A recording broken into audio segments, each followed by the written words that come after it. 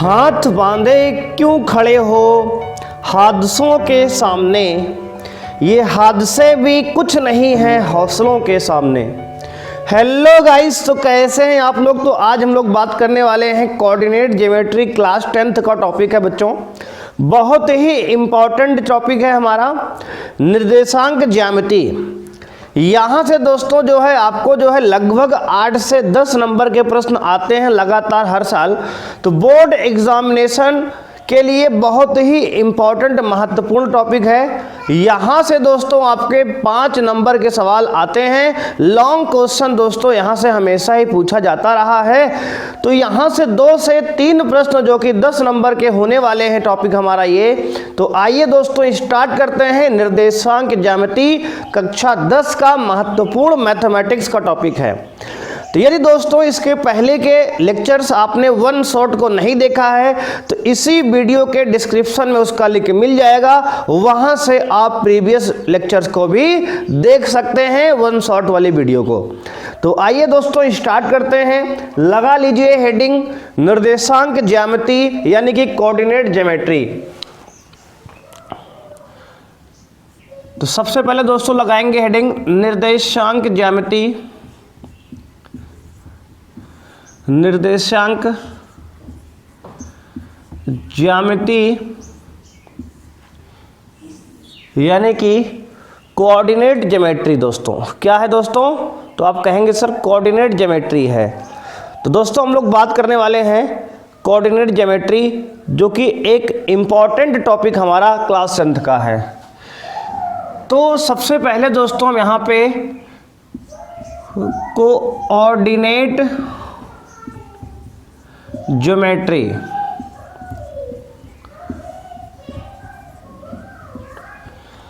अब यहां पे आपको ध्यान देना है कि सबसे पहले हम लोग कार्तीय तल दोस्तों बात करेंगे, कार्तीय तल की। तो सबसे पहले हम लोग कार्तीय तल के बारे में समझेंगे, कोऑर्डिनेट सिस्टम के बारे में समझेंगे। जैसा कि आप जानते हो दोस्तों कि आपके पास ये कुछ इस तरीके का कार्तीय तल बनता है।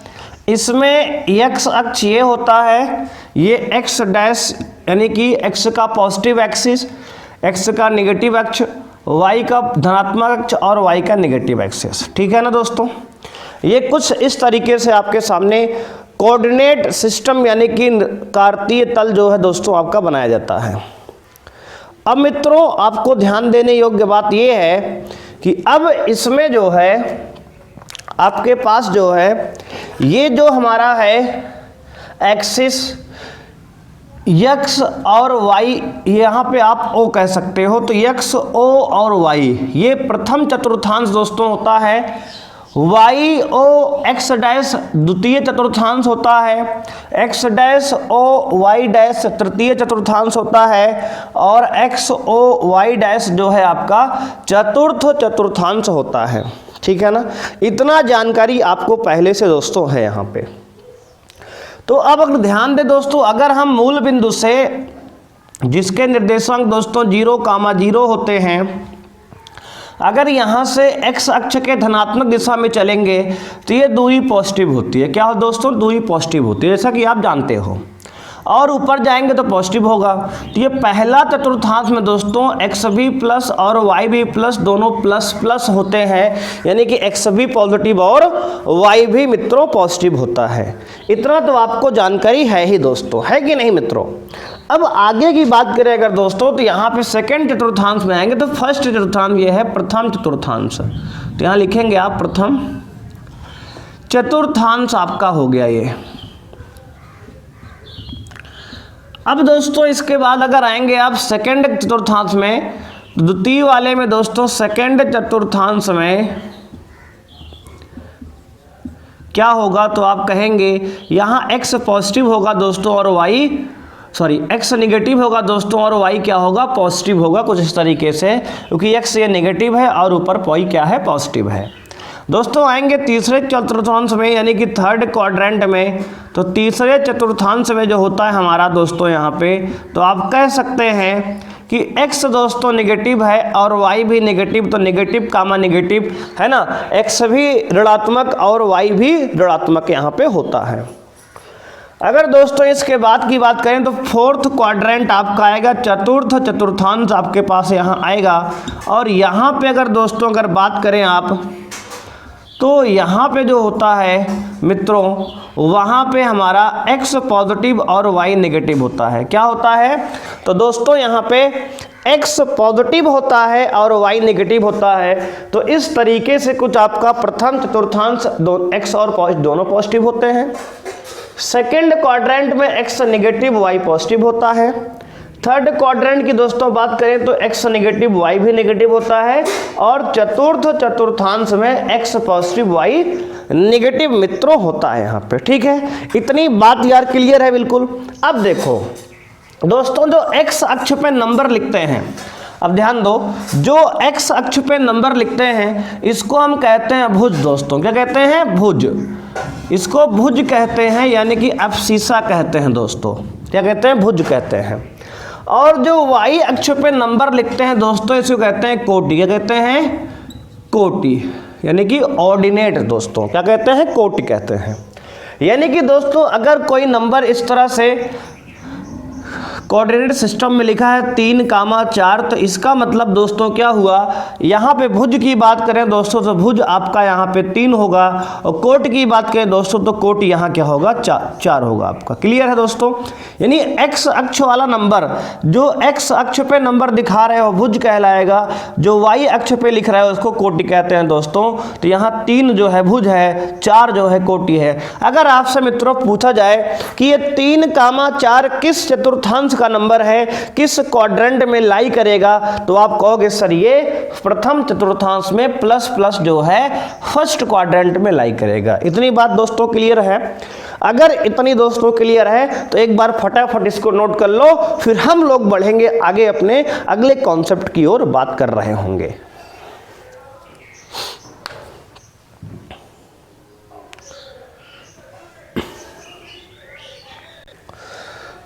तो आइए दोस्तों आगे बढ़ते हैं।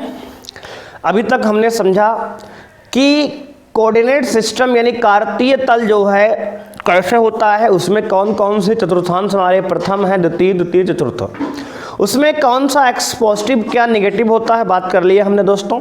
x अक्ष पे जो नंबर लिखते हैं भुज कहलाता है, y अक्ष पे जो नंबर लिखते हैं कोटि कहलाता है। इतनी बातें मित्रों हम लोग बात कर चुके हैं। तो आइए दोस्तों आगे बढ़ते हैं अपने टॉपिक की तरफ। तो पहला दोस्तों टॉपिक हमारा है दूरी का सूत्र ना, डिस्टेंस फार्मूला, यानी कि दूरी सूत्र दोस्तों। दूरी सूत्र यहाँ आपको समझना होगा दोस्तों। यहाँ पर मित्रों आपसे क्वेश्चन डायरेक्ट यहाँ से पूछा जाता है एग्जाम में, तो इसको आप ध्यान से समझेंगे। दूरी सूत्र क्या है, डिस्टेंस फार्मूले की बात करने वाले हैं। यानी दोस्तों क्या होगा, अगर आपको 2 कोऑर्डिनेट दिया जाए, 2 बिंदु के निर्देशांक दिए जाएंगे और आपसे ये पूछा जाएगा दोस्त कि इन 2 बिंदुओं के बीच की दूरी क्या है, तो उसको आप कैसे निकालेंगे। तो यहाँ ध्यान देंगे, अगर मान लो मित्र एक पॉइंट आपका ये x1 y1 है, x1 कामा y1, और दूसरा बिंदु दोस्तों यहाँ पे आपका है x2 कामा y2, और दोस्तों यहाँ पे ये बिंदु मान लो A है, ये बिंदु मान लो B है। ठीक है, तो बिंदु A के निर्देशांक दोस्तों x1 y1 है। दोस्तों क्या करेंगे, तो इसमें जो है डिस्टेंस फार्मूला आप सूत्र लगाएंगे। दूरी क्या होती है 2 बिंदुओं के बीच में, तो लिखेंगे बिंदु AB के बीच की दूरी दोस्तों होगी √ओवर x2 माइनस x1 का स्क्वायर दोस्तों प्लस y2 माइनस y1 का स्क्वायर। ठीक है, 2 बिंदुओं के बीच के दूरी का सूत्र दोस्तों है, अगर एक बिंदु के निर्देशांक x1 y1 दूसरे बिंदु के निर्देशांक x2 y2 दिए गए हों, तो इन दोनों बिंदुओं के बीच का दूरी का सूत्र मित्रों क्या होगा, x2 माइनस x1 का whole square plus y2 minus y1 का होल स्क्वायर। या फिर इसको दोस्तों आप ऐसे भी लिख सकते हो कि रूट में x1 माइनस x2 का square plus y1 minus y2 का होल स्क्वायर। दोनों से ही सेम आंसर आने वाला है दोस्तों, क्योंकि यहाँ पे स्क्वायर लगा है तो नेगेटिव आने वाला ही नहीं है। चाहे x2 में से x1 घटाओ या x1 में से x2 घटाओ, आंसर आपका वही आएगा। ठीक है, यहाँ तक मित्रों क्लियर है। तो अगर आपको दो बिंदु के बीच की दूरी दिया गया है दोस्तों, अगर दो बिंदु के निर्देशांक दोस्तों आपको दिया जाएगा तो वहां से दो बिंदुओं के बीच की दूरी आप इस दूरी सूत्र से निकाल लेंगे। क्लियर है दोस्तों यहां तक। अब मान लो दोस्तों आपको कभी ऐसा कह दे कि दो बिंदुओं के बीच की दूरी समान है और वहां कुछ आपको निर्देशांक गायब कर देगा, तो वहां क्या फॉर्मूला आप लगाएंगे, ध्यान देंगे। जैसे मान लो फॉर एग्जाम्पल आपको यहां दे दे कि एक बिंदु P है जिसके निर्देशांक मान लो आपको कह दे दोस्तों x, y है। ठीक है, एक बिंदु P है दोस्तों जिसके निर्देशांक x, y है दोस्तों, और आपसे ये कह दिया जाए कि आप इन बिंदुओं से इस बिंदु से समान दूरी पर दो और बिंदु हैं। मान लेते हैं दोस्तों ये एक है x, एक मान लेते हैं दोस्तों, एक x नहीं मान सकते क्योंकि x यहाँ दिया है, तो मान लेते हैं a है जिसके निर्देशांक दोस्तों मान लेते हैं आपका यहाँ पर small a comma small b है, और एक बिंदु क्या है दोस्तों, ये B है जिसके निर्देशांक जो है मान लेते हैं दोस्तों यहाँ पर स्मॉल m कामा n निर्देशांक दिया है। ठीक है, कोई दिक्कत यहाँ तक दोस्तों। देख लो क्या है, हमने कहा एक बिंदु P है जिसके निर्देशांक क्या है x, y है, और इस बिंदु से A और B बिंदु समान दूरी पे हैं। क्या है दोस्तों, समान दूरी पे हैं, यानी कि AP बराबर दोस्तों BP, AP बराबर क्या है, BP है। अगर किसी बिंदु से दो बिंदु समान दूरी पे हैं दोस्तों, तो इस तरह कॉन्सेप्ट अभी इस्तेमाल में आएगा आपके पास। तो करना क्या होगा, AP में दूरी का सूत्र लगाएंगे बराबर BP में दूरी का सूत्र लगाएंगे। दोनों दूरियां बराबर कहा गया है बराबर कर देंगे। वहां से जो कोऑर्डिनेट आपको नहीं दिया गया होगा, इनमें से एक या एक से ज़्यादा भी कभी कभी गायब हो सकते हैं। तो उस कंडीशन में हम दोस्तों उस निर्देशांक को इस फॉर्मूले की मदद से निकालना सीखेंगे। ठीक है, यहाँ तक दोस्तों क्लियर है बिल्कुल 100%। तो क्या करेंगे, यहाँ ध्यान देंगे आप, रूट के अंदर दोस्तों x माइनस a का होल स्क्वायर और प्लस y माइनस b का होल स्क्वायर बराबर दोस्तों रूट के अंदर x माइनस m का स्क्वायर और प्लस y माइनस n का स्क्वायर। ठीक है मित्रों, तो इस तरह से आप दूरी का सूत्र यहाँ लगाएंगे। अगर आपको यहाँ नहीं दिख रहा है तो यहाँ लिख देते हैं, क्या होगा दोस्तों, x माइनस m का स्क्वायर और प्लस में y माइनस n का स्क्वायर, ये बराबर करेंगे। उसके बाद दोनों पक्षों का वर्ग करके आप इसको सॉल्व कर सकते हैं। आगे का तरीका दोस्तों, एक फॉर्मेट समझाया जा रहा है कि अगर ऐसा सवाल आपके सामने कभी आ जाए तो इस तरीके से आपको अप्रोच लेके सॉल्व करना है। इसके बाद दोस्तों क्या करना है, दोनों पक्षों का वर्ग करके दोनों पक्षों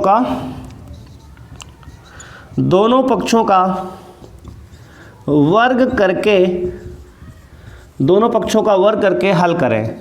क्या करें, हल करें, और उसके बाद आपको आंसर मिल जाएगा दोस्तों। ठीक है, इस तरह के सवाल में कुछ ऐसे अप्रोच आपको लेना पड़ेगा। तो इसको दोस्तों अच्छे से नोट कीजिए, फिर हम लोग बढ़ेंगे अपने अगले फॉर्मूले की ओर। अब दोस्तों आप डालेंगे हेडिंग अपना सेक्शन फार्मूला। हम लोग बात करेंगे दोस्तों, सेक्शन फार्मूले की बात हम लोग करेंगे। अब सेक्शन फार्मूला, जिसे हिंदी में दोस्तों कहते हैं विभाजन सूत्र। क्या है, विभाजन सूत्र की बात करेंगे। अब विभाजन सूत्र दोस्तों हम लोग बात करने वाले हैं। तो डालेंगे आप सेक्शन फार्मूला यानी कि विभाजन सूत्र। इसमें सबसे पहले हम लोग बात कर रहे होंगे इंटरनली डिवीजन यानी कि अंतः विभाजन। दोस्तों बात करेंगे सबसे पहले हम इसमें अंतः विभाजन सूत्र की। अंतः विभाजन सूत्र की हम लोग बात करेंगे जिसे कहते हैं internally division formula. Internally division, ठीक है दोस्तों, इंटरनली डिवीजन। तो यार बात यहां ये है, मान लो आपके पास कोई बिंदु है P और Q दोस्तों, ठीक है, मान लो आपके पास कोई बिंदु है P और Q। मान लो यार P के निर्देशांक हैं x1, y1 और Q के निर्देशांक हैं x2, y2 और यहां पर P के निर्देशांक x1, y1, Q के निर्देशांक x2, y2 है, ठीक है, कोई समस्या यहां तक आपको। अब इसके बाद मान लेते हैं कि कोई बिंदु ये R है, कोई बिंदु ये R है, इस PQ लाइन को, PQ रेखा को दोस्तों M अनुपात N के अनुपात में विभाजित करता है, ठीक है, कितने रेशियो में, M अनुपात N के अनुपात में। तो दोस्तों आपसे पूछेगा इस R के कोऑर्डिनेट क्या होंगे, R बिंदु के निर्देशांक क्या होंगे। दोस्तों मान लिया हमने x, y है, ठीक है, देखो यार क्या देगा आपसे, ये बिंदु दिया रहेगा x1, y1 P के, Q का दिया रहेगा x2, y2 और ये M रेशियो N दिया जा सकता है या फिर नहीं भी दिया जा सकता। आपसे अगर अंतः विभाजन सूत्र पूछेगा दोस्तों, अगर ये R बिंदु PQ को अंतः विभाजित करेगा, इसके अंदर रह के दो भाग में बांटेगा, तो उसके निर्देशांक आपको निकालने हो सकते हैं, ठीक है। तो इस x और y की वैल्यू दोस्तों क्या होगी, तो इस अंतः विभाजन में x की वैल्यू दोस्तों होगी mx2 plus nx1 upon m plus n, ठीक है दोस्तों। कैसे, एक बार फिर समझ लो यार, कोई दिक्कत नहीं है ना। देखो होगा क्या यहाँ मित्रों, आपके सामने दो बिंदु P और Q दिए जाएंगे, उसके निर्देशांक दिए जाएंगे, एक रेखा पर ये स्थित होंगे। इतनी बात समझ में आई। अब कहेगा कि अगर बिंदु R इस PQ रेखा को M अनुपात N में विभाजित करता है, तो इस R बिंदु के निर्देशांक क्या होंगे, जिसने विभाजित किया है P और Q को। तो इस R के निर्देशांक निकालने के लिए आपको यहाँ पे फॉर्मूला रहेगा x बराबर mx2 plus nx1 upon m plus n दोस्तों। और अगर y के निर्देशांक निकालेंगे तो आएगा my2 plus ny1 upon m plus n मित्रों, ठीक है।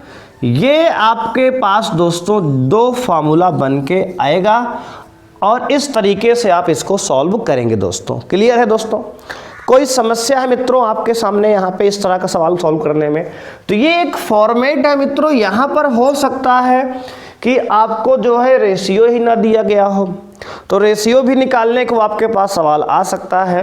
तो अभी अगर इस तरह का फॉर्मेट अगर दोस्तों दिख जाएगा तो इस तरह से अप्रोच लेना है। और दोस्तों अगर ध्यान देंगे, यदि नोट लिखेंगे, इसमें नोट क्या है, अगर दोस्तों यहाँ पर अनुपात m और n का मान जैसे 1:2 दिया, 2:3 दिया, तब तो ठीक है यार। यदि नोट करेंगे, यदि अनुपात नहीं दिया गया है, अनुपात नहीं दिया गया है, तब उसे आप उसे लैम्डा अनुपात 1 मान लेंगे, ठीक है ना, मान लेंगे। तो आप कहेंगे सर इसमें तो हमने 1 को 1 मान लिया, आप तो कहे थे mn है। देखो यार दोस्तों, m और n मानने से भी आंसर आ जाता है, लेकिन बहुत लेंदी हो जाता है, प्रोसीजर लंबा हो जाएगा उसका। तो आप अगर लैम्डा अनुपात 1 मानेंगे तो आपको केवल एक ही वेरिएबल रहेगा, एक ही मान आपको निकालना पड़ेगा, एक मान आपको कम निकालना पड़ेगा, आंसर दोनों से वही आएगा। जैसे मान लो फॉर एग्जांपल आपका लैम्डा का मान आ गया 2/3, लैम्डा का मान लो आ गया दोस्तों। तो अनुपात क्या माने हो आप, लेमडा अनुपाते 1 माने हो, तो यहाँ आप 2/3 अनुपाते 1 कर दोगे, इसको क्रॉस मल्टीप्लाई दोस्तों करोगे तो आ जाएगा 2/3। क्या आएगा, 2/3 आ गया। देखो ये m का मान हो गया 2, n का मान हो गया 3। बात समझ में आई दोस्तों। तो यहाँ पे एक वेरिएबल से ही आपका काम चल जा रहा है। जब एक वेरिएबल से ही दोस्तों आपका काम चल जा रहा है तो हम 2 वेरिएबल क्यों माने, है कि नहीं। तो आसान करने का एक तरीका है ये कि यहाँ से आपका काम दोस्तों आसान हो जाएगा। तो आप इस बात को याद रखेंगे, नोट करेंगे बहुत ध्यान से कि यदि दोस्तों आपको अनुपात नहीं दिया गया है तो उस केस में आप अनुपात को लेमडा अनुपाते 1 मान लेंगे, है ना। और यहाँ पे अगर अनुपात जैसे 2/3 लेमडा का माना गया तो इस तरीके से यहाँ वैल्यू रख के आप m और n की वैल्यू आराम से निकाल पाएंगे, ठीक है। तो एक बार दोस्तों इतना आप अच्छे से नोट कर लीजिए, फिर हम लोग बढ़ेंगे अगले कॉन्सेप्ट की ओर। ठीक है दोस्तों, उम्मीद है कि आप इतना नोट कर लिए होंगे। अब हम लोग जो है इसको रफ करके, अभी हमने बताया दोस्तों आपको अंतः विभाजन सूत्र क्या है। अब दोस्तों बात करते हैं बाह्य विभाजन। क्या दोस्तों, बाह्य विभाजन। तो अब जो है इसको जो है हम लोग साफ कर लेते हैं इतना, उसके बाद बात करेंगे बाह्य विभाजन। मान लो दोस्तों अब ये जो R बिंदु है अंदर से रहकर P और Q को ना विभाजित करके बाहर से विभाजित कर दे तो क्या होगा। जैसे मान लो यहाँ पे ये दोस्तों P बिंदु है जिसके निर्देशांक हमारा x1, y1 है। ये दूसरा दोस्तों Q बिंदु है जिसके निर्देशांक x2, y2 है। और ये इसके बाहर से ये R बिंदु दोस्तों की बार बाहर से इसको विभाजित कर रहा है। कैसे, मान लो यहाँ रह के इसके निर्देशांक x, y निकालने हैं दोस्तों। तो मान लेते हैं दोस्तों यहाँ P से लेकर के R तक का रेशियो m है और Q से लेके R तक का रेशियो n है, ठीक है ना। तो इसका दोस्तों सूत्र कैसे लगाएंगे, देखो PQ को ये जो R है बाहर से विभाजित कह रहा है, इसको दोस्तों हम लोग कहते हैं बाह्य विभाजन सूत्र। क्या कहते हैं, बाह्य विभाजन सूत्र। बाह्य विभाजन सूत्र यानी कि एक्सटर्नल डिवीजन फॉर्मूला दोस्तों कहते हैं, ठीक है। अब इसको कैसे लगाएंगे तो लिखेंगे x बराबर, यानी इस R का जो x निर्देशांक है आएगा mx2 minus nx1 upon m minus n दोस्तों, ठीक है। दोस्तों कुछ नहीं हुआ, जो फॉर्मूला था सेम वही है, बस हुआ जहाँ प्लस था वहाँ क्या आ गया, माइनस आ गया मित्रों बस। अगर y की बात करें तो y निर्देशांक आपका होगा my2 minus ny1 upon m minus n, ठीक है दोस्तों। तो ये आपका जो है दोस्तों क्या हो गया, बाह्य विभाजन सूत्र हो गया। केवल कुछ हुआ नहीं है यार, जहां प्लस था वहां माइनस हो गया। अब एक सूत्र इसमें और बचता है, कौन सा, तो आप कहेंगे मध्य पद विभाजन।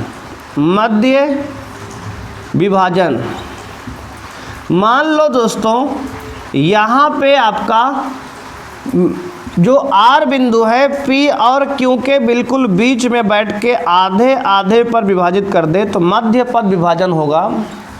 x2 y2 ये रहे, ये x1 y1 है, और दोस्त यहाँ पे R जो है बिल्कुल बीच में है, तो इसका जो x और y कोऑर्डिनेट होगा दोस्तों, देखो पहली बात अगर बीच में R है तो ये दूरी बराबर होगी, है ना, P और Q। देखो ये PR बराबर QR होगा, और अगर M और N दोस्तों यहाँ बराबर हो जाएंगे तो ये अनुपात दोस्तों क्या होगा, M और N का अनुपात बराबर रहेगा। जब बराबर रहेगा तो दोनों को देखो अनुपात लेंगे तो M और N का अनुपात क्या होगा, M/M हो जाएगा ना।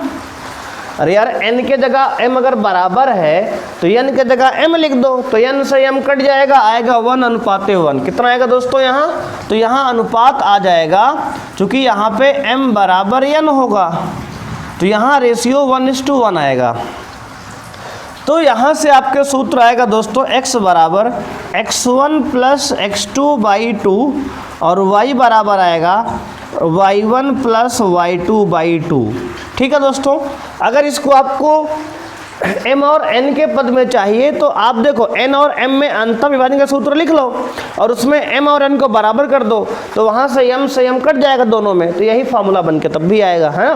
वैसे भी अगर अनुपात बराबर दोस्तों है तो m यानी कि 1 into x2 into 1 into x1, तो x1 प्लस x2/2 ही तो आएगा ना, है कि नहीं दोस्तों। नीचे m प्लस n 1 प्लस 1 आप लिखोगे। तो ये दोस्तों आपका मध्य पद विभाजन हो गया। एक बार दोस्तों इतना नोट कर लो आप, फिर हम लोग बढ़ेंगे आगे अपने अगले कॉन्सेप्ट की ओर। तो आइए दोस्तों बढ़ते हैं आगे। अब बात करेंगे हम लोग एरिया ऑफ ए ट्रायंगल। किसी भी त्रिभुज का क्षेत्रफल कैसे ज्ञात करते हैं। तो मान लीजिए आपके पास कोई ट्रायंगल है ये ABC, इसके कोऑर्डिनेट जो है निर्देशांक मान लो A के निर्देशांक x1, y1, B के निर्देशांक x2, y2 और C के निर्देशांक x3, y3 हैं।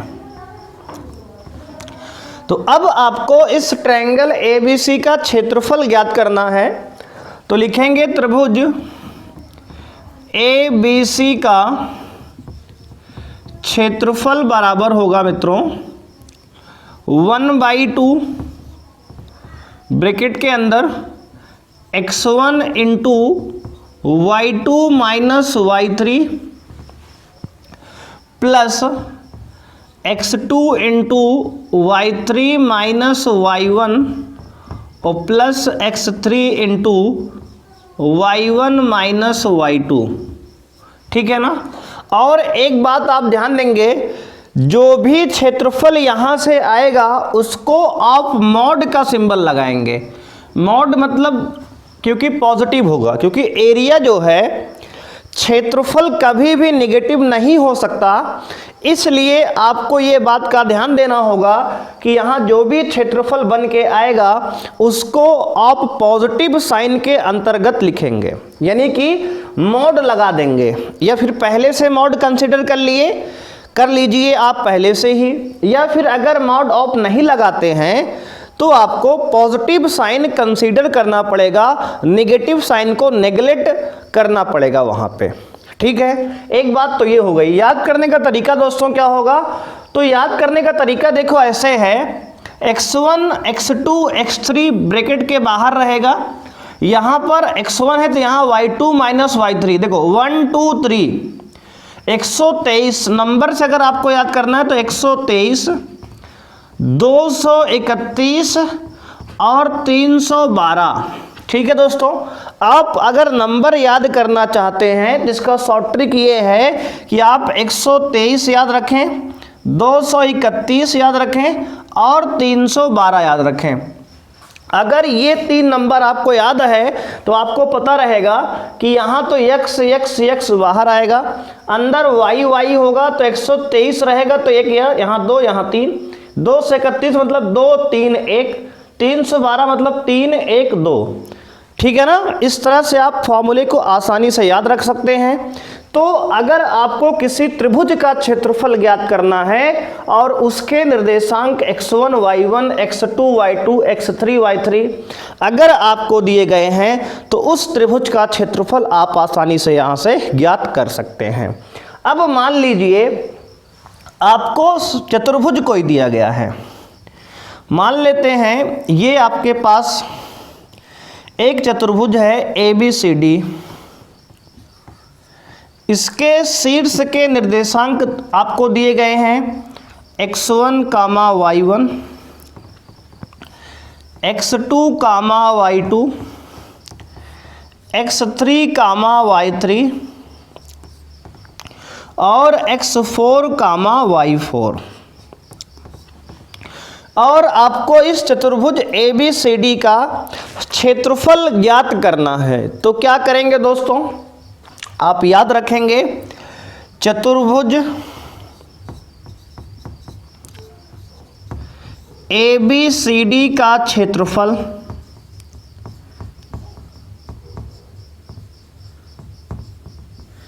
जो होगा ये बराबर होगा, देखो डायरेक्ट आपका चतुर्भुज का कोई फॉर्मूला नहीं है यहाँ पे, अगर कोऑर्डिनेट दिए गए हैं तो आप क्या करेंगे, यहाँ से कोई एक विकर्ण, चाहे इसको AC मिला लीजिए आप, चाहे BD मिला लीजिए। मान लीजिए हमने AC मिला दिया, A और C को मिला दिया तो यहाँ पर बन गया एक विकर्ण AC। अब ये दो त्रिभुज बन गया मित्रों, क्या बन गया? एक त्रिभुज ADC बन गया, एक त्रिभुज ABC बन गया। तो अगर इन दोनों का क्षेत्रफल अलग अलग निकाल के दोनों को आप ऐड कर दोगे तो इस चतुर्भुज ABCD का क्षेत्रफल आपके सामने आ जाएगा। तो कैसे करेंगे? तो लिखेंगे त्रिभुज ABC का क्षेत्रफल, ABC का क्षेत्रफल और प्लस त्रिभुज ADC का क्षेत्रफल, त्रिभुज ADC का क्षेत्रफल। अगर मित्रों इन दोनों त्रिभुज के क्षेत्रफलों को जोड़ देंगे तो चतुर्भुज ABCD का क्षेत्रफल आपके सामने आ जाएगा। ठीक है ना? तो यहाँ पे हमने सीखा दोस्तों कि एक त्रिभुज जिसके कोऑर्डिनेट अगर x1 y1 x2 y2 x3 y3 दिए गए हों तो उसके त्रिभुज का क्षेत्रफल का सूत्र होता है 1/2। मॉड लगाएंगे क्योंकि क्षेत्रफल कभी नेगेटिव नहीं होता, और यहाँ पर भी दोनों में मॉड लगाकर सॉल्व कर लेंगे। ठीक है, अगर मान लीजिए इसका क्षेत्रफल आपके पास -12 आ गया तो माइनस साइन को आप निगलेक्ट कर देंगे क्योंकि एरिया कभी नेगेटिव नहीं हो सकता। अब यहाँ पे फॉर्मूला है x1 into y2 minus y3 plus x2 into y3 minus y1 plus x3 into y1 minus y2। ठीक है, इसका शॉर्टकट क्या है? तो आप ये नंबर याद रखिए 123, 231, 312, इससे भी आपको याद करने में हेल्प मिलेगी। तो इसके बाद जाना हमने किसी चतुर्भुज का क्षेत्रफल कैसे निकालते हैं, तो उसके लिए आपको कोई एक विकर्ण खींचना पड़ेगा। उसके बाद ये चतुर्भुज दो छोटे छोटे त्रिभुजों में डिवाइड हो जाएगा और यहाँ से आप दोनों त्रिभुज का क्षेत्रफल निकाल के अगर आप दोनों को जोड़ देते हैं तो आपके पूरे चतुर्भुज का क्षेत्रफल आ जाएगा। ठीक है यहाँ तक? तो इसको आप अच्छे से नोट कर लीजिए, फिर हम लोग बढ़ेंगे अगले कॉन्सेप्ट की ओर।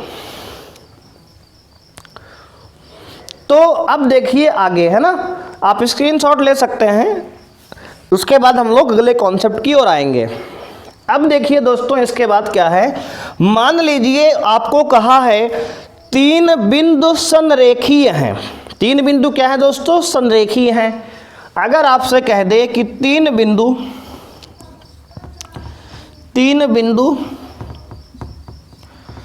संरेखीय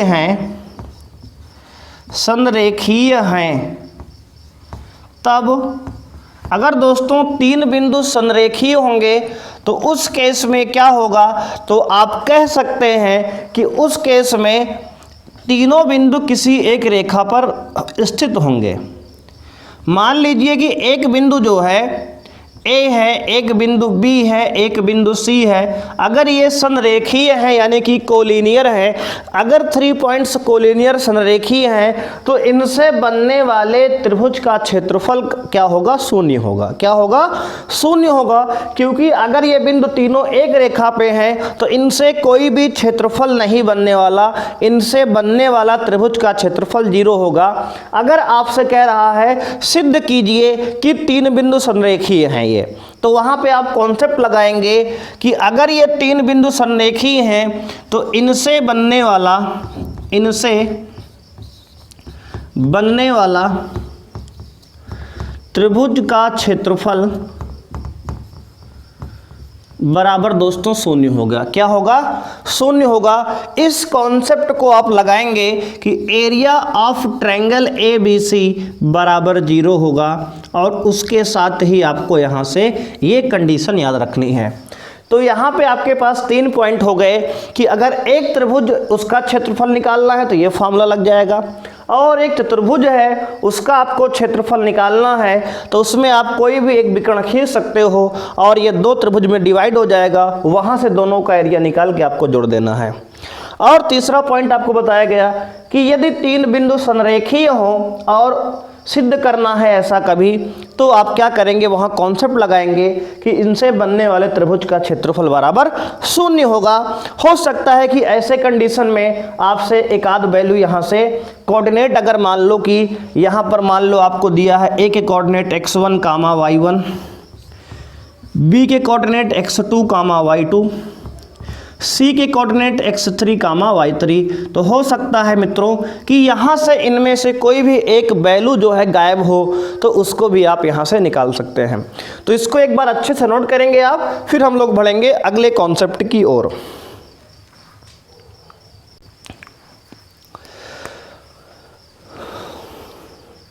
आइए दोस्तों आगे डालते हैं हेडिंग अपना। तो अब हम लोग डालेंगे त्रिभुज का केंद्रक। क्या डालेंगे दोस्तों? त्रिभुज का केंद्रक। त्रिभुज का केंद्रक, centroid of a triangle, English में होगा सेंट्रॉइड,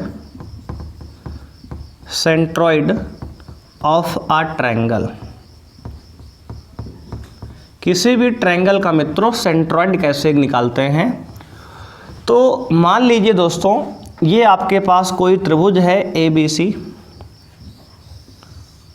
अब इस त्रिभुज में ABC है। अब दोस्तों इस त्रिभुज में आपके पास क्या है कि इनसे आपने सभी शीर्ष से, तो शीर्ष आपके पास कौन कौन है? तो आप कहोगे कि शीर्ष हमारे पास A है, B है और C है। इन सभी शीर्षों से अगर आप एक मध्यिका खींच देते हैं, क्या खींचते हैं दोस्तों? मध्यिका खींचते हैं। मान लिए कि हमने शीर्ष A से भुजा BC पे एक मध्यिका खींचा जो बिंदु D पर इसको काट रही है। ठीक है, क्या किया हमने? तो हमने जो है शीर्ष A से भुजा BC पर एक मध्यिका डाल दिया जो बिंदु D पर BC को काट रही है। अब इसके बाद क्या होगा कि आपका ये जो BD है और ये CD है दोनों आपस में बराबर होंगे। ऐसे ही दोस्तों हमने शीर्ष B से भुजा AC पर एक मध्यिका खींच दिया कुछ इस तरीके से, तो होगा क्या कि ये जो मध्यिका है ये भुजा AC को दो इक्वल पार्ट्स में डिवाइड करेगी और मान लेते हैं ये बिंदु आपका E है। ठीक है दोस्तों, अब ऐसे ही बिंदु यानी शीर्ष C से भुजा AB पर एक हमने मध्यिका डाल दिया। तो अगर यहाँ पे दोस्तों आप जो है क्या करेंगे,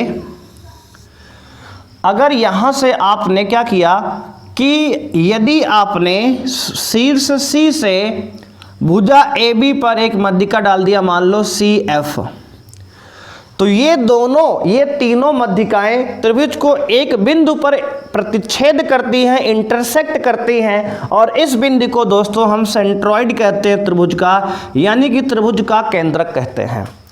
किसी त्रिभुज की तीनों मध्यिकाएं, दोस्तों परिभाषा क्या होगी केंद्रक की? किसी त्रिभुज की तीनों मध्यिकाएं त्रिभुज को जिस बिंदु पर प्रतिच्छेद करती हैं उस बिंदु को दोस्तों क्या कहते हैं? तो आप कहोगे उस बिंदु को त्रिभुज का केंद्रक कहते हैं। तो यहाँ पे G आपका क्या है? तो दोस्तों या G बिंदु जो है ये आपका केंद्रक है, सेंट्रॉइड है। तो यहाँ पर आप लिख सकते हो त्रिभुज के किसी त्रिभुज की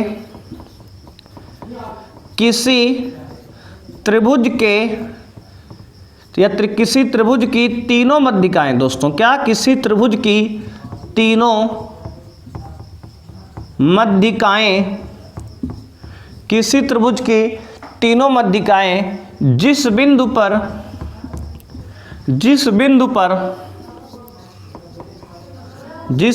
पर एक दूसरे को, जिस बिंदु पर एक दूसरे को प्रतिच्छेद करती हैं, प्रतिच्छेद करती हैं, केंद्रक कहलाता है। केंद्रक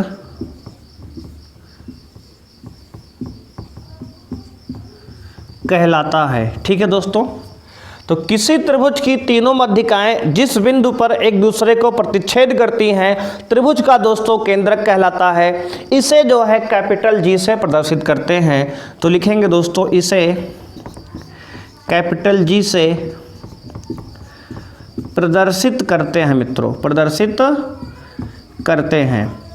अगर मान लीजिए दोस्तों आपके पास बिंदु ए के शीर्ष हमारे क्या हैं, x1 कामा y1, बिंदु बी के शीर्ष दोस्तों अगर x2 कामा y2 और बिंदु सी के शीर्ष कामा दोस्तों x3 कामा y3 हैं, तो आप जो है इस जी बिंदु यानी कि केंद्रक के निर्देशांक भी आप ज्ञात कर सकते हैं मित्रों।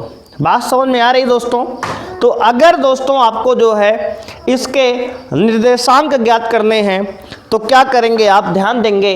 त्रिभुज के अगर केंद्रक के निर्देशांक आपको ज्ञात करने हैं तो यहाँ पे दोस्तों क्या करेंगे आप, फार्मूला होता है x1 plus x2 plus x3 upon 3 कामा y1 plus y2 plus y3 upon 3।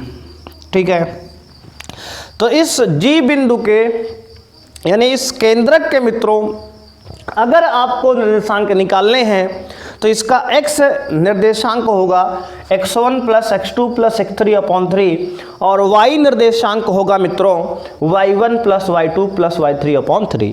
यहाँ तक दोस्तों अगर क्लियर है तो एक बार जल्दी से वीडियो को लाइक कर दीजिए हमें, जिससे कि थम्स अप करिए ना एक बार, फिर हम लोग आगे बढ़ेंगे और अपने अगले कॉन्सेप्ट की ओर। ठीक है ना, तो यहाँ पे आपका जो है मित्रों आपका ये जो है इंट्रोडक्शन पार्ट जो है समाप्त होता है। तो आइए दोस्तों स्टार्ट करते हैं सवाल, और आइए एक से बढ़ के एक बेहतरीन सवाल की तरफ हम लोग बढ़ते हैं। सारे प्रीवियस ईयर के सवाल दोस्तों और सारे इम्पॉर्टेंट बुक के जितने भी सवाल हैं सबको एक एक करके हम लोग लेने वाले हैं। तो एक बार इतना दोस्तों जल्दी से एक बार अच्छे से नोट कर लीजिए, या वीडियो को स्क्रीनशॉट ले सकते हैं आप, हम हट गए स्क्रीन से। उसके बाद हम लोग बढ़ेंगे अपने अगले सवालों की तरफ, है ना। तो अब हम लोग सवाल की तरफ आने वाले हैं दोस्तों, एक बार जल्दी से इसको नोट कर लीजिए, फिर आगे बढ़ते हैं हम लोग। आइए दोस्तों देखते हैं क्वेश्चन नंबर फर्स्ट आपके सामने आ चुका है। दो बिंदुओं के बीच की दूरी का प्रश्न है दोस्तों। अक्सर ऐसा देखा गया है कि 2 नंबर में ये सवाल आपके सामने पूछता है कि बिंदु ए और बिंदु बी के बीच की दूरी ज्ञात कीजिए। तो बिल्कुल आसान सवाल दोस्तों है, बहुविकल्पीय में आपसे पूछ लेगा अक्सर। तो दोस्तों इसको आपको करना आना चाहिए। तो आओ देखते हैं कैसे करते हैं। तो दोस्तों अगर ए बी के बीच की दूरी आपको निकालना है तो दूरी सूत्र दोस्तों आपको बताया गया है। दूरी सूत्र क्या है, तो आप कहोगे सर दूरी का सूत्र होता है x2 माइनस x1 का whole square plus y2 minus y1 का होल स्क्वायर। मान लेते हैं दोस्तों ये x1 है, ये y1 है, ये x2 है, ये y2 है। तो यहाँ पर AB की दूरी, बिंदु AB की दूरी जो हो जाएगी रूट ओवर x2 यानी कि 15 माइनस x1 यानी कि 9 इसका होल स्क्वायर प्लस y2 यानी कि 11 माइनस y1 यानी कि 3 इसका भी होल स्क्वायर। ठीक है मित्रों, तो आप इसको सॉल्व करेंगे तो क्या आएगा, तो रूट ओवर 15 में से 9 गया 6, तो 6 का स्क्वायर प्लस 11 में से 3 गया आपका आएगा 8, 8 का स्क्वायर। दोस्तों यहाँ क्या होगा, 6 का स्क्वायर 36 हो जाएगा प्लस 8 का स्क्वायर 64 हो जाएगा। आप दोस्तों 36 और 64 जोड़ेंगे 100 आएगा। 100 का वर्गमूल दोस्तों आएगा बाहर। 100 को आप 10 गुणे 10 लिख सकते हैं मित्रों, तो आपका बाहर आएगा 10। क्या आएगा 10। ठीक है ना। 10 इकाई दोस्तों, क्या यूनिट लिखेंगे तो इकाई लिख देंगे क्योंकि पता नहीं है ना कि मीटर की सेंटीमीटर क्या है, तो इसलिए 10 इकाई 10 यूनिट आपका आंसर मित्रों आ गया। ठीक है ना, 10 इकाई आपका आंसर है इस तरह से। ठीक है ना, बिल्कुल आसान दोस्तों है, केवल फार्मूला आपको ध्यान समझना है। अगर फार्मूला आप वैल्यू पुट कर पा रहे हैं तो बहुत ही आसानी से आप सवालों का आंसर निकाल पाएंगे। तो आइए दोस्तों बढ़ते हैं सेकंड टॉप क्वेश्चन पे। तो पहला हमने कर लिया, अब दूसरे पे बढ़ेंगे हम लोग। तो मान लो ये ए और ये बी है, तो ए बी के बीच की दूरी आपको निकालना है। तो ए बी बराबर दोस्तों होगा root over x2 minus x1, यानी कि -5 x2 है, सॉरी दोस्तों x1 क्या है 7 है, तो लिखेंगे -5 और माइनस दोस्तों x1 क्या है 7 हो जाएगा, और प्लस में y2 दोस्तों 1 है और माइनस y1, तो y1 बच्चों -4 है, तो माइनस फार्मूले का माइनस यहाँ भी तो +4 हो जाएगा, तो इसका होल स्क्वायर। तो अब दोस्तों क्या करेंगे, -7 -5, देखो यहाँ स्क्वायर भी रहेगा ना, -5 -7 मिलकर -12 दोस्तों, -12 का स्क्वायर और प्लस दोस्तों 4 1 5 का स्क्वायर। तो मित्रों 12 का स्क्वायर होगा 144 प्लस 5 का स्क्वायर दोस्तों होगा 25। तो 144 और 25 दोस्तों जोड़ देंगे तो 169 होगा, और 169 का जो वर्गमूल होगा दोस्तों 13 होगा। क्या होगा दोस्तों 13 होगा, यानी कि 13 होगा। अगर मित्रों 131 का स्क्वायर रूट आपको नहीं याद है तो कम से कम दोस्तों आप जो है 20 तक का स्क्वायर रूट, अगर 10 में आप हैं तो कम से कम 30 तक तो हो जाना चाहिए था ना, लेकिन 20 तक अगर हो जाए काम चल जाएगा आपका। तो 20 तक का वर्गमूल जो है और 20 तक का घनमूल जो है आपको याद होना चाहिए, तो जल्दी जल्दी सवाल लगा पाओगे आप। नहीं आपको अगर छोटी छोटी कैलकुलेशन नहीं पता होगी तो आपका बहुत सारा टाइम जो है इसको कैलकुलेशन करने में ही बीत जाएगा, ठीक है ना। तो कम से कम दोस्तों कोशिश करो कि 30 तक वर्गमूल जो है, 20 तक जो है घनमूल आपको याद होना चाहिए। जैसे 13 का वर्गमूल देखो दोस्तों 169 का वर्गमूल 13 होता है, हमें याद था जल्दी हो गया है कि नहीं, आपको भी याद होना चाहिए। तो ये आ गया आपका 13 इकाई दोस्तों आंसर। क्या आ गया दोस्तों 13 इकाई आंसर आ गया। तो ये जो है आपका यहाँ पे आंसर आ गया। अब दोस्तों हम लोग आइए बढ़ते हैं, इसको एक बार अच्छे से आप नोट कर लीजिए, फिर हम लोग क्वेश्चन नंबर 2 की ओर बढ़ेंगे मित्रों। एक बार स्क्रीनशॉट आप ले सकते हैं, चाहे तो जल्दी से वीडियो को पॉज करके नोट कर लीजिए, ठीक है दोस्तों, आपको समय दिया गया है नोट करने का।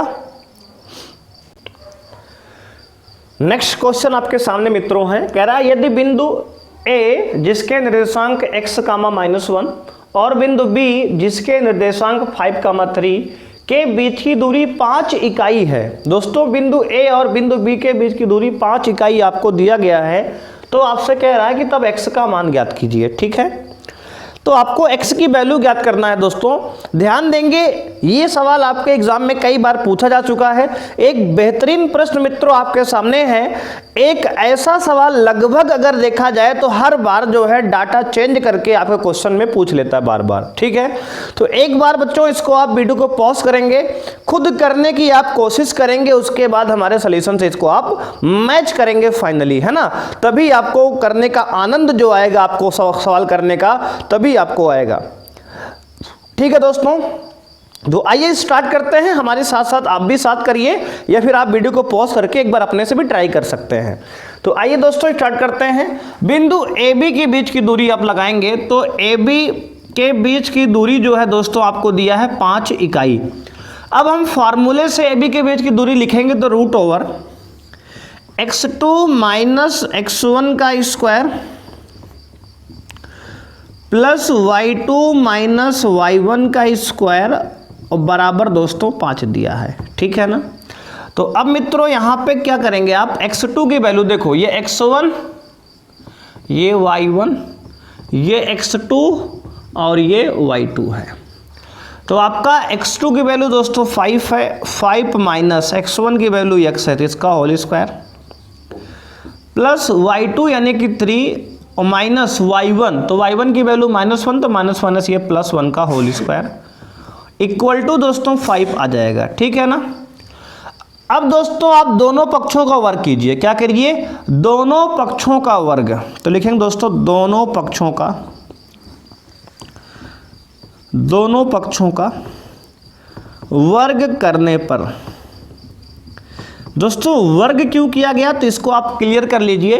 देखिए जब एक तरफ रूट हो, एक तरफ रूट ना हो, या फिर दोनों तरफ रूट हो और आपको रूट हटाना है दोस्तों, तो दोनों पक्षों क्या करेंगे, वो वर्ग करेंगे। वर्ग करने से दोस्तों आपका जो वर्ग रूट है हट जाएगा, ठीक है।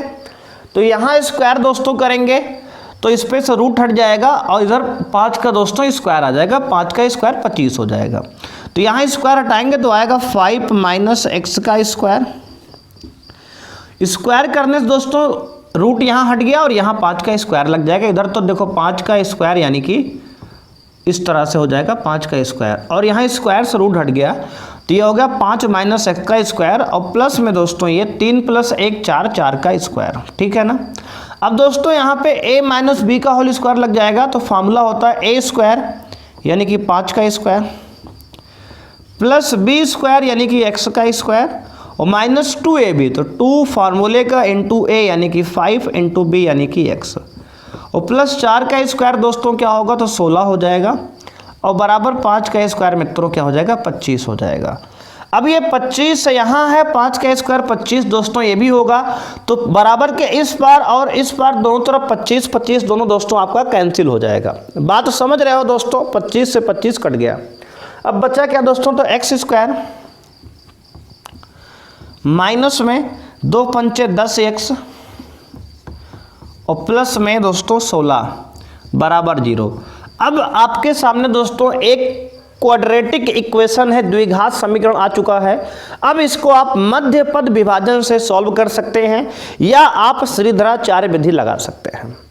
तो अगर दोस्तों 16 को गुणनखंड ऐसा कीजिए कि जोड़ने घटाने पे 10 आए और गुणा करने पर कितना है 16 है, तो दोस्तों आप इसको कर सकते हैं 8 दूनी 16, 8 प्लस 2 10 हो जाएगा। ठीक है ना, 8 दूनी 16, 8 प्लस 2 10 हो जाएगा। तो इसको आप लिख सकते हैं x square minus 8x minus 2x plus 16 बराबर 0। ठीक है दोस्तों। अब इन दोनों में दोस्तों क्या है, x कॉमन लेंगे आप तो आएगा x माइनस 8 आ जाएगा, और माइनस दोस्तों इन दोनों में कॉमन अगर 2 लेंगे आप तो x माइनस 8 आएगा बराबर 0। अब दोस्तों अगर इन दोनों ब्रैकेट में अगर आप x माइनस 8 कॉमन लेते हैं तो यहाँ से दोस्तों x माइनस 2 बचेगा, तो यहाँ से आ जाएगा x माइनस 2 बराबर 0। ठीक है ना, कोई समस्या यहाँ तक आपको है, बात समझ में आ रही है दोस्तों। तो यहाँ से यदि x माइनस 8 बराबर 0 लिखेंगे आप तो यहाँ से दोस्तों x की वैल्यू 8 आएगी, और यदि x माइनस 2 बराबर 0 लिखेंगे आप तो x की वैल्यू यहाँ से दोस्तों 2 आएगी। तो यानी कि x की वैल्यू आपकी 2 पॉसिबल है, यानी 2 sets of values are possible for this x। तो इस x के लिए दोस्तों आपके पास 2 x की वैल्यूज यहाँ पे पॉसिबल हैं। तो आपका एक आंसर दोस्तों x 8 आ गया और एक आंसर आपका 2 आ गया। ठीक है ना, तो ये क्वेश्चन आपका दोस्तों यहाँ पे कंप्लीट होता है। अब इसके बाद हम लोग बढ़ेंगे नेक्स्ट क्वेश्चन की ओर और एक बेहतरीन सवाल की ओर। तो इसको एक बार दोस्तों आप नोट कर लीजिए अच्छे से, या वीडियो का स्क्रीनशॉट ले सकते हैं दोस्तों। उसके बाद हम लोग बढ़ रहे होंगे आगे अपने नेक्स्ट प्रश्न की ओर। आइए दोस्तों देखते हैं नेक्स्ट क्वेश्चन आपके सामने आ चुका है मित्रों। एक बेहतरीन लाजवाब प्रश्न आपके सामने दोस्तों है। सवाल ये कई बार आपके बोर्ड एग्जाम में देखने को मिलता है दोस्तों। ऐसा सवाल जो है लगभग हर बार देखने को मिल जाता है। तो सवाल कह रहा है यदि बिंदु A जिसके निर्देशांक x, 2 हैं, बिंदु B और C से समान दूरी पर है, तब x का मान ज्ञात कीजिए। ठीक है, थोड़ा सा पिछले क्वेश्चन से इस क्वेश्चन में ट्विस्ट किया गया है दोस्तों। कह रहा बिंदु A, देखो बिंदु A हमारा ये है, मान लो बिंदु A है जिसके निर्देशांक x, 2 है। इस बिंदु से बिंदु B जिसका निर्देशांक 8, -2 और बिंदु C जिसका निर्देशांक दोस्तों आपका 2, -2 है। इन दोनों बिंदुओं से दोस्तों यानी कि आपका दोस्तों क्या है कि A से और C से बिंदु A की जो दूरी है B और C से समान है। यानी कि दोस्तों बिंदु A जो है जितनी दूर B से है उतनी दूर C से दूरी है। यानी कि AB बराबर AC आपको दोस्तों कहा गया है। यानी कि AB की दूरी बराबर BC की दूरी, यानी सॉरी AC की दूरी दोस्तों, AC की दूरी। ठीक है ना, कोई दिक्कत दोस्तों यहाँ तक। तो देखो आपसे कहा गया है कि बिंदु ए की जो दूरी है बिंदु बी से, वही दूरी बिंदु ए की सी से है। बात समझ में आ रही है आपको? तो बिंदु ए की दूरी बी से जो है वही दूरी बिंदु ए से सी की है, तो आपको x का मान यहाँ पे ज्ञात करना है दोस्तों। ठीक है, बात क्लियर है दोस्तों यहाँ तक की? तो अब क्या करेंगे, दूरी सूत्र लगाएंगे। तो ए बी के बीच की दूरी दोस्तों लगाएंगे तो x माइनस 8 का स्क्वायर, तो x माइनस 8 का स्क्वायर और प्लस दोस्तों 2 माइनस ऑफ माइनस 2, तो 2 प्लस 2 4 दोस्तों, तो 4 का स्क्वायर दोस्तों यहाँ रूट रहेगा बराबर रूट ओवर x माइनस 2 का स्क्वायर, x माइनस 2 का स्क्वायर और प्लस दोस्तों 2 माइनस ऑफ माइनस 2, तो प्लस 2 हो जाएगा यानी कि 4, तो 2 प्लस 2 दोस्तों 4 का स्क्वायर हो जाएगा। अब दोस्तों दोनों तरफ क्या है, दोनों तरफ रूट लगा है, तो दोनों पक्षों का वर्ग करेंगे। तो वर्ग करने पर दोस्तों वर्गमूल जो है रूट का साइन कट जाएगा। तो यहाँ दोस्तों या फिर डायरेक्ट रूट से रूट आप काट दीजिए, ठीक है ना, रूट से रूट क्या करिए, काट दीजिए मित्रों। ठीक है, अब क्या बचा दोस्तों, तो बन गया a माइनस बी का whole square. a minus b का होल स्क्वायर क्या होता है दोस्तों, तो a square plus b square, तो 8 का स्क्वायर 64 माइनस 2ab, तो minus 2 into x into 8 plus दोस्तों 4 का स्क्वायर 16 हो जाएगा बराबर में a माइनस बी का होल स्क्वायर फिर से कीजिए, तो a square plus b square minus 2ab, तो 2 इंटू ए इंटू बी दोस्तों और प्लस 4 का स्क्वायर 16 हो जाएगा। तो ये 16 से दोस्तों ये 16 तो कैंसिल हो जाएगा बराबर है। अब बचा दोस्तों ये एक्स स्क्वायर से ये एक्स स्क्वायर भी कैंसिल हो जाएगा। अब मित्रों अगर ध्यान से आप देखेंगे तो ये 64 है और माइनस 8 दूनी 16 एक्स ये है बराबर में ये दोस्तों प्लस 4 है और ये 2 दूना माइनस का 4x है। क्लियर है यहाँ तक मित्रों? अब यहाँ पे आप 4 को इधर लाइए तो 64 माइनस 4 बराबर माइनस का 4x पहले अपनी जगह पे है दोस्तों, इस माइनस 16 को RHS में भेजेंगे तो प्लस में 16x हो जाएगा। अब देखिए दोस्तों 64 में से 4 गया 60, तो 60 बराबर दोस्तों आएगा 16 में से 4 घटाइए कितना आएगा, तो 12x आएगा दोस्तों। यहाँ से आप x निकालेंगे मित्रों तो 60 12 आएगा और 12 एकम 12 और 12 पंचे 60, तो यहाँ से दोस्तों आपकी x की वैल्यू क्या आएगी, तो 5 आ जाएगी। तो यही आपका दोस्तों क्या है, आंसर है।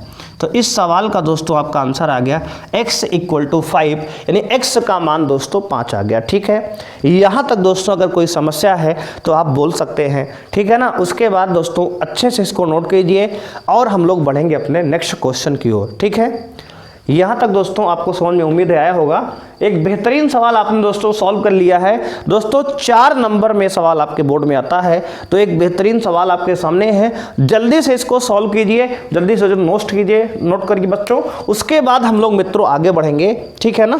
तो अच्छे से नोट कर लीजिए यार एक बार। नेक्स्ट क्वेश्चन आपके सामने दोस्तों आ चुका है। प्रश्न बिल्कुल सिमिलर है, आप अगर करना चाहें तो कर सकते हैं। थोड़ा सा क्वेश्चन में ट्विस्ट किया गया है। क्वेश्चन दोस्तों ये कह रहा है कि x अक्ष पर वह बिंदु ज्ञात कीजिए।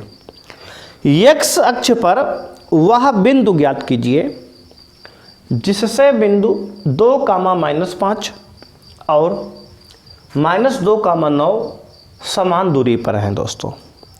मान लीजिए आपके पास दोस्तों ये निर्देशांक ज्यामिति हमने बना लिया, कोऑर्डिनेट सिस्टम। ये आपका x अक्ष है, ये आपका y अक्ष है। अगर दोस्तों आपसे हम कह दें कि आप x अक्ष पर कोई बिंदु मान के दिखाओ हमें दोस्तों, x अक्ष पर कोई बिंदु मान के देखना है, तो जो अगर x अक्ष पर कोई बिंदु दोस्तों हम मानेंगे तो उसका y कोऑर्डिनेट क्या होगा, 0 होगा। बोलो हाँ या ना यार। तो अगर कोई बिंदु x अक्ष पे मानेंगे तो उसका दोस्तों y कोऑर्डिनेट 0 होगा। बोलो हाँ या ना। तो आप कहोगे बिल्कुल ठीक है। तो यहाँ पे अगर x अक्ष पर कोई बिंदु मानेंगे दोस्तों तो ये होगा x, 0, क्योंकि इसका x कुछ ना कुछ x कोऑर्डिनेट होगा, x निर्देशांक कुछ ना कुछ होगा, और इसका x अक्ष पर y कोऑर्डिनेट 0 होता है। अब दोस्तों एक बिंदु आपसे कहा गया 2, तो ये दोस्तों एक रफ डायग्राम बना रहे हैं, क्योंकि 2, लगभग आपका यहाँ आएगा चौथे क्वाड्रेंट में। तो मान लेते हैं कि आपका 2, ये है 2, दोस्तों अगला -2, -2 यानी कि x negative y positive second quadrant में दोस्तों लगभग यहाँ कहीं आएगा। मान लेते हैं -2, दोस्तों आपसे कहा गया है कि ये जो बिंदु है इसकी जो दूरी है और जो इसकी दूरी है दोस्तों, आपका मान लो दूसरा ये पॉइंट यहाँ पे आपका है ना, ये है, तो इसकी दूरी दोस्तों आपकी समान है। तो अगर ये दूरी आपकी ये दूरी समान दोस्तों दिया गया है, तो मान लेते हैं बिंदु दोस्तों ये हमारा क्या है, इसको मान लेते हैं A, इसको मान लेते हैं B, इसको मान लेते हैं C। यानी दोस्तों आपसे कहा गया बिंदु A की दूरी B से बिंदु A की दूरी C से बराबर है। तो आप बिल्कुल सेम कॉन्सेप्ट दोस्तों लगा सकते हैं, AB की दूरी बराबर AC की दूरी। बोलो हाँ या ना यार। AB की दूरी बराबर AC की दूरी। अब दोस्तों दूरी सूत्र लगा के इसको आप सॉल्व कर सकते हैं। तो अगर AB के बीच की दूरी दोस्तों लगाएंगे तो क्या होगा, x माइनस x1 यानी कि x प्लस 2 का होल स्क्वायर, और प्लस में y माइनस y1 यानी कि दोस्तों x2 माइनस x1 और y2 माइनस y1, तो यानी दोस्तों 0 माइनस 9 का होल स्क्वायर, और पूरे पे रूट भी आपका लगा रहेगा बराबर दोस्तों, रूट के अंदर ध्यान देंगे आप। तो x माइनस 2 का होल स्क्वायर और प्लस दोस्तों 0 माइनस दोस्तों -5, तो हो जाएगा 0 + 5 का होल स्क्वायर दोस्तों। अब दोस्तों अगेन दोनों पक्षों का वर्ग करेंगे, तो वर्ग करने पर दोस्तों क्या होगा, वर्ग करने पर आपका रूट से हट जाएगा दोनों तरफ, तो क्या आएगा x + 2 का होल स्क्वायर, और प्लस दोस्तों -9 का स्क्वायर करेंगे, 9 का स्क्वायर 81 हो जाएगा, प्लस में बराबर x माइनस 2 का होल स्क्वायर इधर भी, और प्लस में दोस्तों यहाँ 5 का स्क्वायर 25 हो जाएगा। ठीक है। अब दोस्तों यहाँ पे a + b का होल स्क्वायर लगाएंगे आप, तो a square plus b square यानी 2 का स्क्वायर 4 होगा, प्लस 2ab यानी कि 2 × 4x हो जाएगा, प्लस 81 बराबर दोस्तों a स्क्वायर यानी कि x का स्क्वायर प्लस b स्क्वायर यानी कि 2 का स्क्वायर 4, माइनस दोस्तों 2ab यानी कि 4x प्लस 25। तो यहाँ पे x स्क्वायर से आपका x स्क्वायर कैंसिल हो जाएगा, प्लस में 4 से आपका 4 कैंसिल हो जाएगा दोस्तों यहाँ पे। अब ये 4x प्लस का पहले से है दोस्तों, ये माइनस का 4x को जब LHS पे लाएंगे तो आपका बच्चों यहाँ हो जाएगा 4 + 4 4x 8x हो जाएगा, बराबर दोस्तों यहाँ पे 25 पहले से है। इस 81 को अगर RHS में शिफ्ट करेंगे तो माइनस में 81 हो जाएगा, तो 4x + 4x दोस्तों हो जाएगा आपका 8x, और 8x बराबर दोस्तों यहाँ पे हो जाएगा 25 में से 81 घटाएंगे दोस्तों, तो आपके सामने यहाँ पर आएगा मित्रों 11 में से 5 गया 6, और 7 में से 2 गया दोस्तों 5 आएगा, और माइनस में आएगा दोस्तों। तो अब मित्रों यहाँ पे अब दोस्तों यहाँ पे 8x बराबर -56 आ चुका है। यहाँ से x की वैल्यू निकालेंगे तो माइनस का 56/8 आएगा, तो 8 × 1 = 8, 8 × 7 = 56 दोस्तों। तो x की वैल्यू आपकी यहाँ से -7 आ गई, x की वैल्यू दोस्तों यहाँ से -7 आ गई, और यही आपका x की वैल्यू -7 आपका आंसर है। तो अगर बिंदु की बात दोस्तों करें तो आपको बिंदु निकालना था, तो बिंदु क्या आ जाएगा दोस्तों, आपका बिंदु आएगा -7, 0, और ये आपका फाइनल दोस्तों आंसर है। यदि आपने यहाँ x निकाला था, आपको पूरा बिंदु बताना है, तो बिंदु आपका दोस्तों हो गया -7, 5। ठीक है ना। यहाँ तक दोस्तों उम्मीद है बात समझ में आपको आई होगी। तो एक बार अच्छे से आप नोट कर लीजिए, फिर हम लोग बढ़ रहे होंगे अपने नेक्स्ट प्रश्न की ओर। आइए देखते हैं दोस्तों अगला प्रश्न, बिल्कुल अलग टाइप का प्रश्न आपके सामने आ गया है दोस्तों। समान दूरी का प्रश्न AB है, ध्यान से आप समझेंगे बात तो अच्छे समझ में आएगी दोस्तों। डायरेक्ट 5 नंबर में पूरा 5 नंबर दोस्तों यहाँ से आपको मिलने वाला है। एक बेहतरीन प्रश्न आपके सामने आ चुका है, ये सिद्ध करने वाला प्रश्न दोस्तों है। कह रहा है कि यदि बिंदु P जिसके निर्देशांक x, y तथा बिंदु A और B से समान दूरी पर है। दोस्तों ये बिंदु P जो है A और B से अगर समान दूरी पर है तो आपको सिद्ध करना है कि x - y = 3 होगा। ठीक है दोस्तों, बिल्कुल सिमिलर कॉन्सेप्ट वही है, समान दूरी वाला। अब की बार आपको सिद्ध करना है और दोस्तों यहां से पूरा 5 नंबर आपके खाते में जाने वाले हैं। तो एक बार दोस्तों इसको वीडियो को आप पॉज करेंगे और पूरे ईमानदारी से दोस्तों इसको करने की आप प्रयास करेंगे, है ना दोस्तों। एक बार पूरे ईमानदारी से आप करने का प्रयास करेंगे, उसके बाद दोस्तों आप हमारे सोल्यूशन से मैच करेंगे। तो आइए दोस्तों शुरू करते हैं बिना किसी देरी के क्वेश्चन नंबर ये वाला। ठीक है दोस्तों, तो आइए शुरू करते हैं। दोस्तों सबसे पहले आपसे कह रहा है बिंदु P, ये बिंदु P है जिसके निर्देशांक x, y है। इस बिंदु से एक बिंदु A है जिसके निर्देशांक 6, -1 है। दूसरा बिंदु दोस्तों यहाँ पे B है जिसका निर्देशांक 2, 3 है। दोस्तों ये दोनों ही बिंदु दोस्तों समान दूरी पर हैं। इसने खुद ही कहा है कि ये बिंदु P जो है A और B से अगर समान दूरी पे है तो आपको सिद्ध करना है कि x - y = 3 होता है। ठीक है ना दोस्तों, यहाँ पे समान दूरी कॉन्सेप्ट भी हम लोग लगाएंगे सेम। तो लिखेंगे दोस्तों PA की दूरी बराबर PB की दूरी दोस्तों। ठीक है ना दोस्तों, P A के बीच की दूरी क्या होगी तो आप कहोगे x - 6, तो आएगा x - 6 का होल स्क्वायर प्लस y - 1, यानी कि दोस्तों माइनस फार्मूले का माइनस यहाँ भी है, तो y + 1 का होल स्क्वायर। दोस्तों यहाँ पे रूट भी रहेगा, है ना, क्योंकि दूरी का सूत्र लगाए हुआ बराबर रूट के अंदर x - 2 का होल स्क्वायर और प्लस दोस्तों यहाँ पे y - 3 का होल स्क्वायर। तो आप ध्यान देंगे यहाँ पे अगर दोनों पक्षों का मित्रों वर्ग किया जाए तो यहाँ रूट से रूट हट जाएगा, तो आप कहेंगे दोनों पक्षों का वर्ग करने पर, दोनों पक्षों का वर्ग करने पर अगर दोस्तों दोनों पक्षों का वर्ग करेंगे तो आपका इधर रूट हट जाएगा, आएगा x - 6 का होल स्क्वायर प्लस y + 1 का होल स्क्वायर बराबर दोस्तों इधर x - 2 का होल स्क्वायर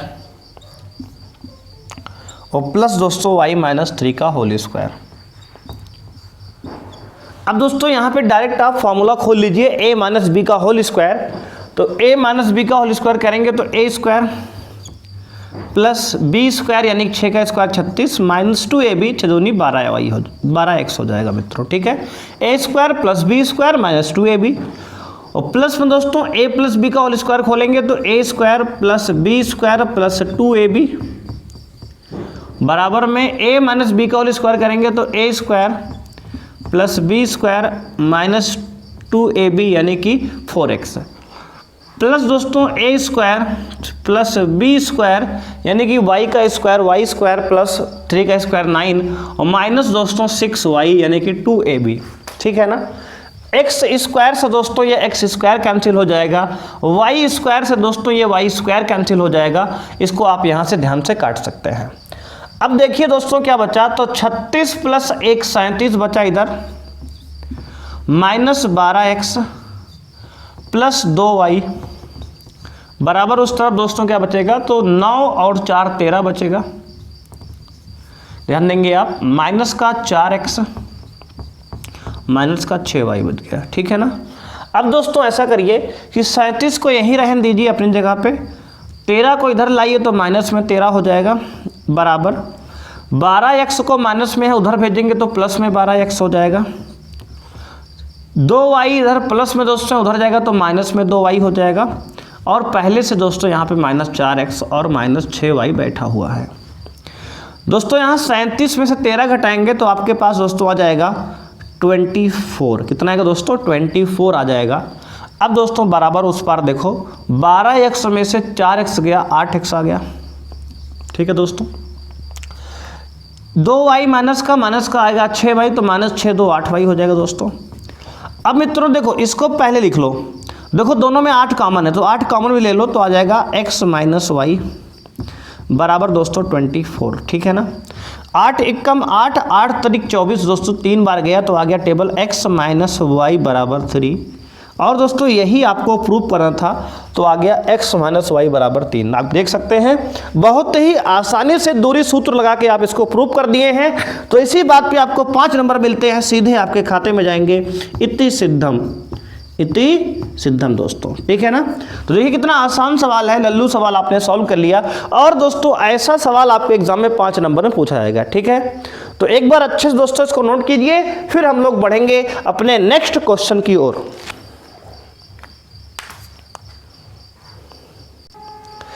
आइए दोस्तों देखते हैं, एक नया प्रश्न आपके सामने दोस्तों आ चुका है।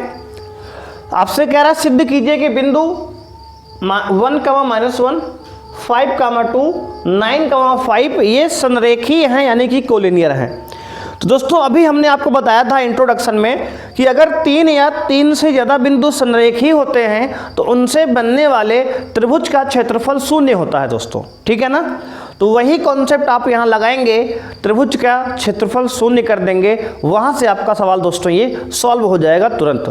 ठीक है ना, तो आइए दोस्तों स्टार्ट करते हैं बिना किसी देरी के। सवाल नंबर ये वाला दोस्तों आपसे कह रहा है कि ये त्रिभुज, कह रहा है कि ये दोनों अगर तीनों संरेखीय हैं, तो अगर दोस्तों ये संरेखीय हैं तो आप कह सकते हैं कि ये सभी क्या होंगे, एक रेखा पे होंगे।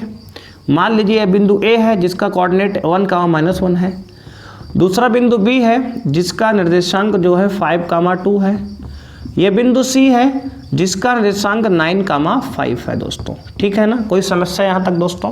तो आपको नहीं होनी चाहिए कोई भी समस्या यहाँ तक। अब दोस्तों यहाँ पे आप लगाएंगे त्रिभुज का क्षेत्रफल, त्रिभुज का क्षेत्रफल बराबर 0, त्रिभुज का क्षेत्रफल बराबर 0। ठीक है ना, और त्रिभुज का क्षेत्रफल का दोस्तों सूत्र होता है 1/2 into x1 into y2 minus y3, या इसको आप ऐसे याद कर लो 123 वाला रूल्स है, plus x2 into y3 minus y1 plus x3 into आपका दोस्तों हो जाएगा, तो आप कहोगे y1 माइनस y2 बराबर दोस्तों हो जाएगा पूरे का 0। क्योंकि अगर ये दोस्तों संरेखीय हैं तो इनसे बनने वाले त्रिभुज का क्षेत्रफल 0 होना चाहिए दोस्तों। ठीक है ना, तो आपको ये दोस्तों सिद्ध करना है क्षेत्रफल ना, आपको सिद्ध करना है कि त्रिभुज का जो बनने वाला क्षेत्रफल होगा दोस्तों वो 0 आएगा। अगर दोस्तों ये संरेखीय हैं तो इनसे बनने वाला त्रिभुज का क्षेत्रफल 0 आना चाहिए मित्रों। क्या होना चाहिए? 0 आना चाहिए। तो आपको ये 0 प्रूव करना है दोस्तों। तो आइए रखते हैं सारी वैल्यू और चेक करते हैं क्या 0 आ रहा है ये। तो 1/2 अंदर देखो दोस्तों, x1 देखो मित्रों, ये x1 है, ये y1 है, ये x2 है, ये y2 है, ये x3 है और ये y3 है। ठीक है ना, अब सब वैल्यू डाल दीजिए। तो x1 दोस्तों 1 है, y2 आपका दोस्तों 2 माइनस y3 कितना है तो कहोगे आप 5 है, प्लस x2 दोस्तों यहाँ पे 5 है, y3 माइनस y1 तो y3 आपका 5 है, माइनस y1 दोस्तों आपका -1 है तो माइनस माइनस ये +1 हो जाएगा, प्लस x3 दोस्तों तो आपका 9 है, इंटू y1 यानी कि -1 और माइनस y2 यानी कि 2 हो जाएगा दोस्तों। ठीक है ना, अब मित्रों यहाँ सॉल्व करेंगे तो 1/2 अंदर देखो, तो 1 इंटू 2 में से 5 घटाएंगे दोस्तों -3 आएगा तो -3 हो जाएगा, प्लस दोस्तों 5 1 6 6 5 30 हो जाएगा ये, प्लस दोस्तों यहाँ पे -1 -2 मिलकर -3 और 3 9 27 दोस्तों -27 हो जाएगा। कितना? -27 हो जाएगा। अब दोस्तों यहाँ पे क्या करेंगे आप 1/2 अंदर देखिए, 37 प्लस का आपके पास है और 27 माइनस का 3 मिलकर -30 दोस्तों जोड़ेंगे आप हो जाएगा। तो अब दोस्तों यहाँ 30 में 30 गया 0 तो आ जाएगा 1/2 इंटू 0, सॉल्व करेंगे दोस्तों आपका आंसर आएगा 0। कितना आएगा दोस्तों? शून्य आएगा आपका आंसर। तो देख लीजिए आपने दोस्तों ये प्रूव कर दिया कि ये तीनों बिंदु क्या हैं, संरेख है मित्रों, क्या है, संरेख हैं। ठीक है कि नहीं, ठीक है दोस्तों। तो आपने सिद्ध कर दिया, तो आप लिखेंगे इति सिद्धम, क्या हो गया, इति सिद्धम, इति सिद्धम। अतः तीनों बिंदु क्या हैं दोस्तों, एक संरेख है, यानी कि एक ही रेखा पर स्थित हैं। ठीक है ना दोस्तों, तो इसको आप नोट कीजिए। हम लोग बढ़ेंगे अपने नेक्स्ट क्वेश्चन की ओर। आइए दोस्तों देखते हैं, नेक्स्ट प्रश्न आपके सामने आ चुका है। कह रहा है दोस्तों कि सिद्ध कीजिए कि बिंदु ए जिसके निर्देशांक 3,2, बिंदु बी 0,5, बिंदु सी -3,2 और बिंदु डी यानी कि 0,-1 एक वर्ग के शीर्ष हैं दोस्तों। यानी कि ये सब सिद्ध करो कि एक वर्ग पर स्थित है दोस्तों। तो एक बेहतरीन प्रश्न आपके सामने है। तो एक आप चतुर्भुज बना लीजिए कुछ इस तरीके से और सिद्ध करना है दोस्तों आपको कि ये वर्ग ही है। ठीक है ना। तो अब ये मान लीजिए ए है जिसका निर्देशांक आपको दिया है दोस्तों 3,2, दूसरा है बी जिसका निर्देशांक दिया है 0,5, तीसरा बिंदु सी है जिसका निर्देशांक -3,2 है और चौथा बिंदु डी है जिसका निर्देशांक 0,-1 है। अब दोस्तों आपको निकालना क्या है, ये सबकी दूरी निकालेंगे, सभी बिंदुओं के बीच की दूरी निकालेंगे दोस्तों। ए बी निकालेंगे, बी सी निकालेंगे, सी डी निकालेंगे और ए डी निकालेंगे। अगर ये चारों बिंदु, चारों भुजाओं की दूरी बराबर होती है और इनके विकर्ण की भी लंबाई, अगर दोस्तों दोनों विकर्ण भी आपस में बराबर हो जाएंगे, तो दोस्तों ये आपका एक वर्ग हो जाएगा। बात समझ रहे हो आप, एक ये वर्ग हो जाएगा। तो सबसे पहले दोस्तों इसमें निकालेंगे हम ए बी की लंबाई। दोस्तों अगर ए बी की दूरी की बात करें तो ए बी की दूरी आपकी होगी दोस्तों यहाँ पे क्या होगी, रूट ओवर, ध्यान देंगे आप, x2 - x1 यानी कि 0-3 का होल स्क्वायर प्लस दोस्तों y2 - y1 यानी कि 5 - 2 का होल स्क्वायर। दोस्तों यहाँ पे 3 का स्क्वायर 9 हो जाएगा रूट के अंदर और प्लस 5 में से 2 गया, 3 का स्क्वायर 9 हो जाएगा। तो 9 + 9 दोस्तों 18 आएगा रूट के अंदर। और रूट में अगर दोस्तों अगर 18 है तो इसको आप लिख सकते हो 3√2। कितना लिख लोगे, 3√2 है ना। 3 × 3 = 18, 3 का पेयर दोस्तों बन गया। ठीक है, तो ए बी के बीच की दूरी दोस्तों आ गया 3√2। अब निकालेंगे बी सी के बीच की दूरी। बी सी की दूरी दोस्तों निकालेंगे तो आएगा आपका रूट ओवर पूरे के आपका x2 - x1 यानी कि 0 + 3 हो जाएगा दोस्तों, माइनस फार्मूले का भी है, माइनस यहाँ भी है।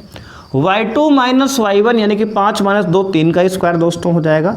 तो यहाँ देखिए फिर से वही रूट में दोस्तों आ गया 9 + 9 यानी कि 3√2। 18 को क्या लिखेंगे, 3√2 दोस्तों लिखेंगे आप। ठीक है, अब दोस्तों निकालेंगे आप यहाँ सी डी। दोस्तों अगर सी डी की दूरी की बात करें आप यहाँ पे, तो मित्रों यहाँ पे सी डी के बीच की दूरी आएगी रूट ओवर x2 - x1 यानी कि 0 + 3 का होल स्क्वायर